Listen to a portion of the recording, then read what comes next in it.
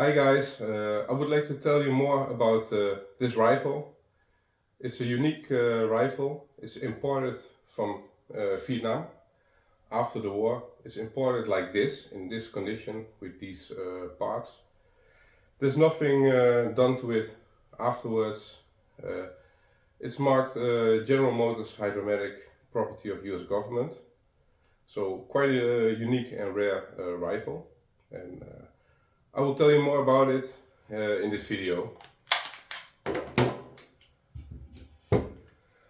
Let's start at the front, at the muzzle. It has the standard birdcage flash hider, so typical for the time.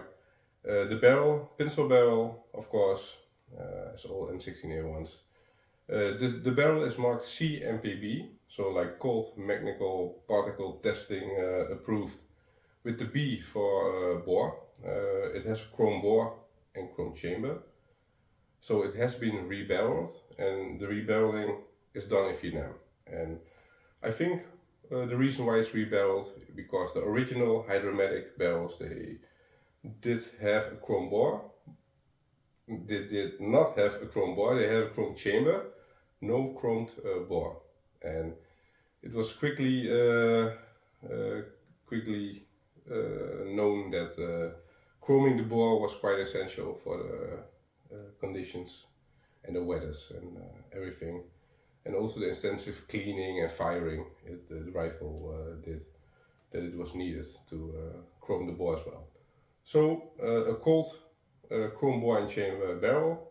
It has a chrome gas block. It has like the drain hole, small drain hole. The gas block is marked C, and of course with the typical bell of cold. So cold barrel, cold gas block. It has of course the triangle handguards with the shiny finish. Some people say that that the newer ones, they are like matte, I don't know, like the semi-gloss. And they say it will wear and it will polish and then it will be like this. I don't believe it. I believe that, that it came like this. Very cool. I don't think they are original GM because there are no GM markings inside. But there are also no left and right in the heat shields. And I think they did it in like 68 and maybe even before, I don't know. They did not mark it left and right. So I know these are quite old. Pretty cool. I like the wear of this. Then we go to the receivers. Of course, the slip ring. The upper receiver, as you can see, it has the green goldish finish. Typical what you would expect of a General Motors Hydra-matic upper receiver. And if you look, I don't think you can see it, but the charging handle, it has like 6 dots. And the 6 dots, General Motors Hydra-matic, they marked everything with numbers. And they make like 6 dots. Also behind forward assist, there's also a marking with a number. I think it was 8 or something. All the parts, also here with the low receiver, like the bolt catch, it has a number at the back as well. But the interesting thing is like the marking. I don't know if you can see it. It's marked General Motors Hydra-matic Division M16a1, property of US government, 5.56 caliber. Quite unique. There are not much low receivers left. I think only a handful in the US. There are some rewelds that they welded. The army, they destroyed the lowest, they cut it in half. Some people did rewelding, but I think the reweld are not registered as Hydra-matic. I think the name of the guy who did the rewelding, the gunsmith, I think it's registered in the system on their name. So quite unique. You can see the difference between the upper and the lower in finish. Quite typical. The GM, they made the lowest a little bit darker than the rest did, and the uppers, for some reason, it would wear. They were always a little bit lighter, but if they wear, they get like the green gold finish. So over time, the difference between the upper and lower is quite huge. but it's part of the history, part of the weapon, part of the manufacturer, so pretty cool. Also the windage, you can see, I don't think you can see it, but the number 3, it's drooping a little bit, also typical for the General Motors uppers, and of course I don't know if I mentioned the forging seam over here. Pretty cool, and very happy to have it like this.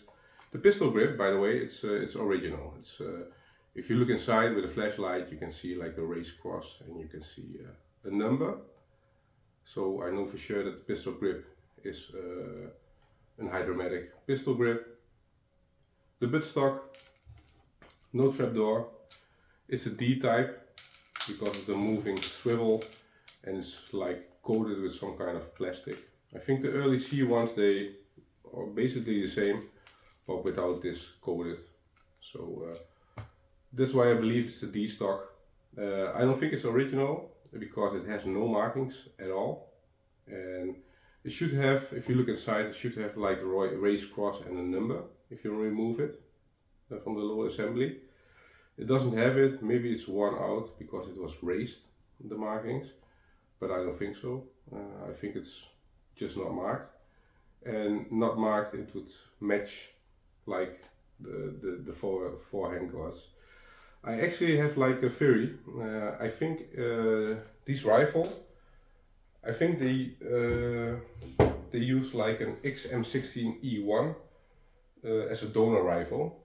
I think I imagine that doing battle or it's just worn by intensive fire. It came to the armors and they get like whatever they had, and of course they put on the latest barrels they had and put on a cold barrel, cold gas block, and then I believe that they picked like an M16a1 and get the furniture of the M16a1. But the reason why I think that is because if you look inside over here,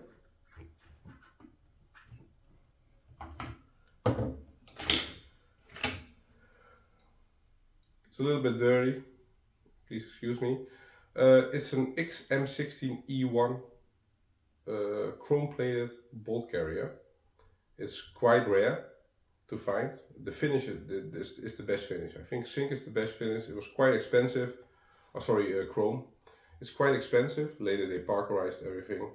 It has the typical round gas inlet, or how do you call it, over here.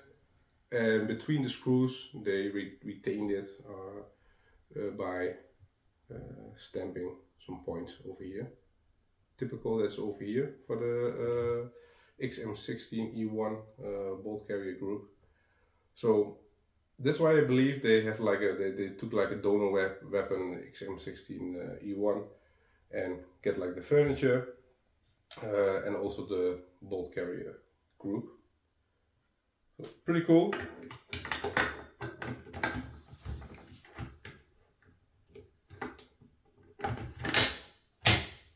So it's converted to semi only. Due to the law over here, it was necessary to convert it to semi only, and that's, I didn't show it, but that's why they like milled a slot over here in the bolt carrier group, so it could not catch the autos here. Unfortunately, they ruined it a little bit, and also in the lower they removed the autos here. They welded in like a block over here, and that's how they converted it to semi only. If you look inside all the trigger group parts, they are numbered as well. I think the hammer, it has like 3 stripes. Yes, number 3.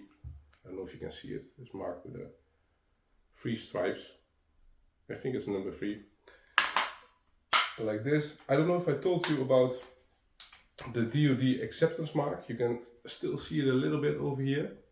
The big white DoD acceptance stamp. I'm happy it's still there. When I clean a weapon, I make sure I don't clean that part. It's a big one. It's a big DoD stamp, and it was typical for the Hydra-matic weapons. So pretty cool. It's still there, and all in all,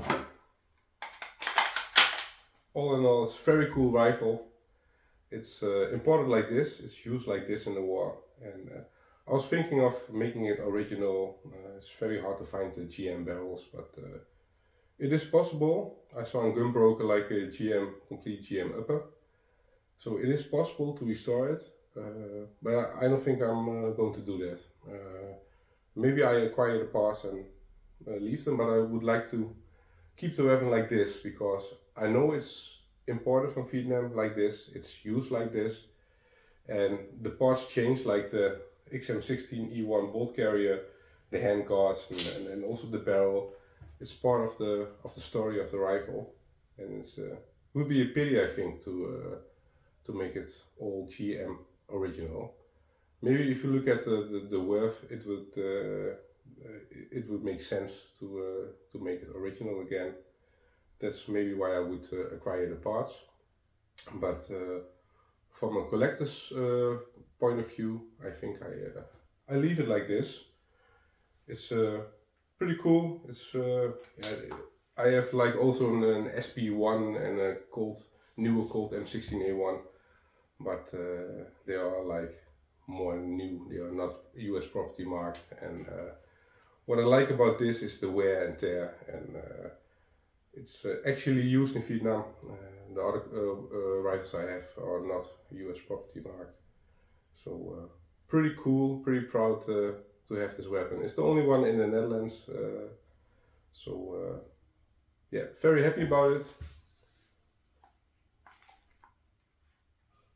So if you want to see more about this weapon, you want to see detailed pictures, you have some comments or suggestions, because I want to know everything about this rifle. So if you have another vision on these handguards or the buttstock, or why it's rebarreled or anything, or you see some things I don't see, please let me know, because I'm learning and would like to learn more about this. So thank you for watching, take care.